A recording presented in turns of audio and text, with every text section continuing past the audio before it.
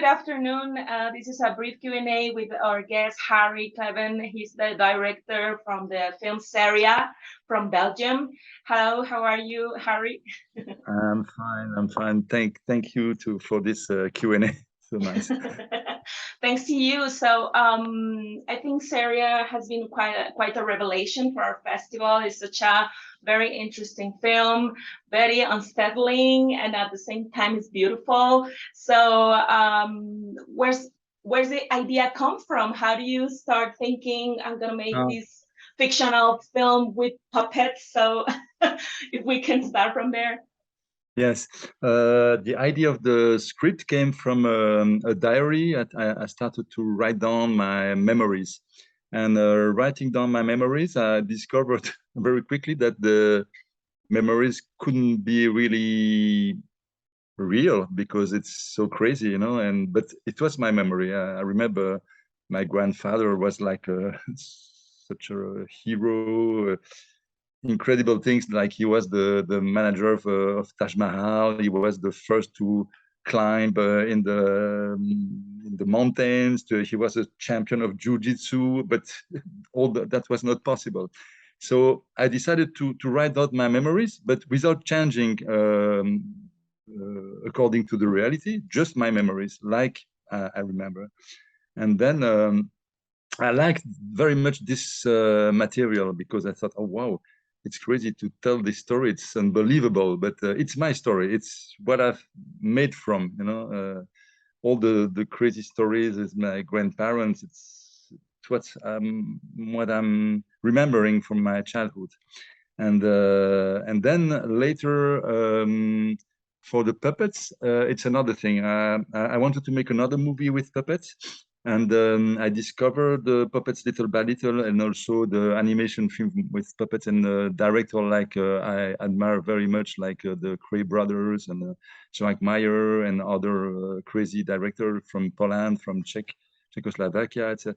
And I was so fascinated by the puppets. And for this other movie, I decided with my producer to make a feature with puppets. But then I make a teaser and to try to convince the government to give me the money, but it didn't work because they thought maybe puppets, it's not emotional enough and things like that. So I decided to make a movie with almost no money, and I had a little help from the government, but like 20,000 euros, so nothing. And I thought, oh, maybe I can use this material with my memories. And so I started to write the script. It was supposed to be a short script. And little by little, while I was working, I discovered that I could do so crazy things with the puppets and the models without no limit for my imagination. And I thought, wow, that's crazy, and it fits very well with the memories, because it was like also unbelievable in a certain way. So, and little by little, it became a feature, because I reshot new scenes, and it became a short movie, a short feature. That's it. It's quite like 60 few minutes, so it's a quite short feature film. But I think everything's there, because in the end, when all these revelations, suddenly you are talking about this grandson in the Mars, and I was like, oh my God, it's so, for me, it was like, it seems so easy, you know, seems so easy to sell to the audience that is the last man on Earth, and the grandchild is the first born in Mars or something like this. But you don't need this big green screens stuff to show that it's quite great. I really love that. How do you arrive to those? Because it's so from today, you know, all the things are happening around the world, and suddenly this is the first born in Mars. It's like, wow, how do you get there? Yeah, because I thought when I start to tell my story, I thought I have to tell my childhood, my life as I am now, but also the life until I die. And so it's maybe 30 years, 40 years, I don't know exactly. but I'm always was convinced that I was going to die at the age of 100. I don't know why. So I thought, but maybe then it's 2056, and then I start to thought, but what will be the Earth, the humanity at that time? And I was talking with a friend of me who gave me part of the idea. He said, "Oh, it's possible now that the humanity will go to Mars, and maybe in 30 years there will be a young guy that he's born on Mars and will come back on Earth and will be the first human being not raised on the Earth to discover the Earth." And I like so much this idea. So I thought, oh, maybe I will be the last one on Earth, and I write to my little son who is the first one on Mars. So it's very simple. It's very, very poetic. I found it very, seems like, oh, he's the last man and he's the firstborn. Yeah. That's beautiful. And also, I want to ask you about the title, because Zeria, I don't know if it means something for you, or how do you get the name? It's my nickname when I was a teenager. Oh, yeah. It's funny. Oh, that's great. And also, all the materials for the puppets, because you have a lot of close-ups. And there's a part when someone's dying and stuff, the camera is up in front of the faces. So yeah. I watched it on a little screen in the selection process, and now in the festival I had the chance to watch it in a big screen.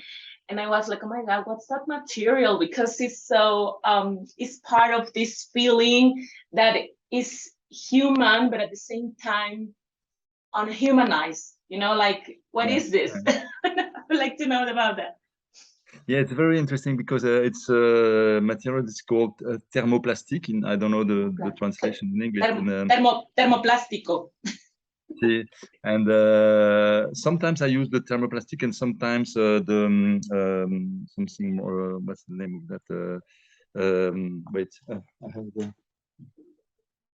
But latex. Latex. Yes, latex. Wow. And yes, and for sometimes when the characters are moving a little bit, sometimes they speak a little bit, or they move, just open the mouth. Then I use the latex, but I prefer the texture of the thermoplastic because it's very close to the skin, and but it's more rough than skin. So you never forget that you see something false, you see puppets, but in the same times, they look so human. So it's something it's called the uncanny valley, something very weird between a living thing and a dead thing. This is, to me, the fascination I have for the puppets, because it's so crazy. Sometimes you really believe it's a human being, and sometimes you remember, no, it's just an object. It's dead. Yes. And this is really fascinating. Yeah. What about the eyes? Because the eyes are so realistic, and I was like, the skins. This is what you said. You remember that this is not a person, but the eyes give all these expressions, and I found it so amazing. Yeah, I just bought them on a puppet site. There is on the internet. You have a material to make puppets, very realistic puppets, and they have very beautiful kind of eyes. So I choose a lot of I bought 60 kind of pair of eyes, and and I choose each eye for each character, and then I try to find a way to close the eyes. Also, this was the most difficult part for me to do, because I had no money to do something very sophisticated. I did it with wire and tissues and things like that, and it was very interesting to find out, because it gives the tiny movements give the life of the puppets. And I discovered that because in my teaser I used only puppets. Like in this movie in Zeria, the children, the kids are really puppets manipulated from outside, but the grown-up are masked actors. Yes. And I ask a puppeteer that worked with me a young lady, and I put the mask, the head of the puppets on her head, and I asked her to move a little bit, and I was so fascinated. And she was blind, so because the eyes of the puppets were false, so she was behind the mask, but blind. She didn't hear a lot, and then I had to direct the actors really precisely, like a little bit more on the right, you a little bit more there, and all the tiny little movements gives the lives of the puppets. It was very passionating. Wow, wow. Yeah. You can Well, it was tell. You can tell that the work was very meticulous because precise, yeah, all very, the very, time, yes. But how many puppets did you made? How many? I think maybe 50 or 60, because I have some characters have many ages, you know, so you see them growing, getting older and things like that. So maybe I had, yeah, 40, 50, 60, I don't know exactly, but I had really a lot of heads on my table, working table. And the Wow. first time it was home, and I put it on the ground, and I couldn't walk in my own apartment anymore because there were puppets everywhere before the shooting. And another thing that I found very interesting is this livre couchant, a deity book. It's a deity book, but the word couchant is almost the same for Mexicans. Is cochino, and Okay. it's kind of weird that you are talking about this reference to all this deity stuff or porno magazines or stuff like that with this pig, you know. And it was like, oh my God, it's so universal, because suddenly you understand what are they trying to say with the father and the book and the stuff. Oh my God, I was like, all the time, all the little details. I was like, this is so well thought. That all the frames are saying something. You are understanding perfectly all this ensemble or the scenes and where are they going to, and it's at the same time easy to understand, but so unsettling. And this gave me the chance to ask you about the atmosphere, because all the atmosphere is so dark, and so you are afraid what's going on here, you know. What's trying to say? How do you manage to work with your cinematographer and give all this atmosphere of fear and something is going on, but at the same time it's beautiful? I don't know. How do you do it? Well, I worked with I work a lot on my blocking before, on the way I will shoot it, and I think a lot of the way to shoot. Just for an example, the scene in the courtyard with the kids in the courtyard. I didn't have 20 kids to run around, so I had to find another idea, and I had this idea of the shadows, you know, for example. And this kind of thing you have to think before you're shooting. You cannot try to do that just during the shooting. You have to figure out everything before. And then I work with a young DOP. I'm really in love with this guy. He was a student of me because I'm also teacher in the cinema school in Belgium, in SAS. And he was my favorite student as a DOP. And we have a really, really, really fantastic connection together. And he helped me a lot from the beginning. I start to tell him about the blocking, my ideas, and then he gave me other ideas. And then also another guy came with us. He was my gaffer, and he's very, very good. He was also the gaffer of my previous movie, and I only want to work with him. So I'm the one who choose the gaffer. Normally it's the DOP, but now I decided that I choose this guy because it's crazy. And my gaffer and DOP were so close together. So it was like magic to do this shooting. We laugh all the time. We had so much pleasure to do things, because even the ugly scenes, the violent scene, we were laughing because it was fake. It was with the puppets, and so we had a lot of pleasure to make this movie. And we shot 2 weeks with a big crew, which means 7 people.